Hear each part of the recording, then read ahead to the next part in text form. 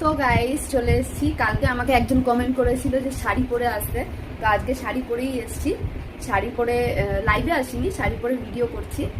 তো চলো আজকে মেকআপটা স্টার্ট করা যাক। চুলটাকে আমি জাস্ট একটু হালকা করে আঁচড়ে দিয়েছি, আর কিছুই করিনি।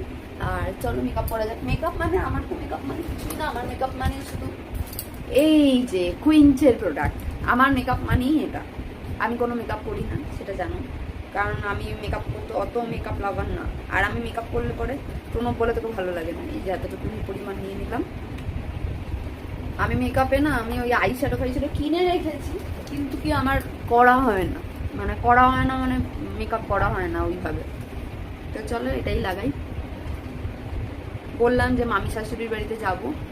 আমার ভাসুরের ওটা কি যা, আমার মামাকে জায়ের স্বাদ আসবে, ওই জন্য যাবো ওখানে। ওই জন্য একটু রেডি হয়ে নিচ্ছি, দেখতেই পাচ্ছ।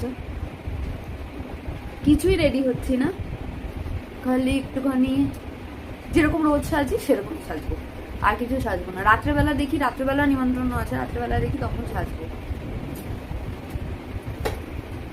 এখন এমনি জাস্ট একটুখানি মানে হালকা ফুলকা করে মেকআপ করে যাবে। এত রোদের মধ্যে না বেশি মেকআপ করা যায় না।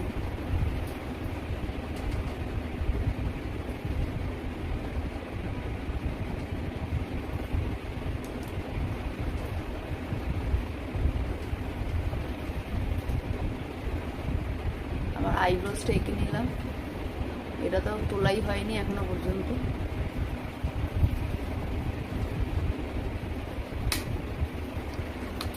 আর এই যে আইলাইনার, এটা দেবো।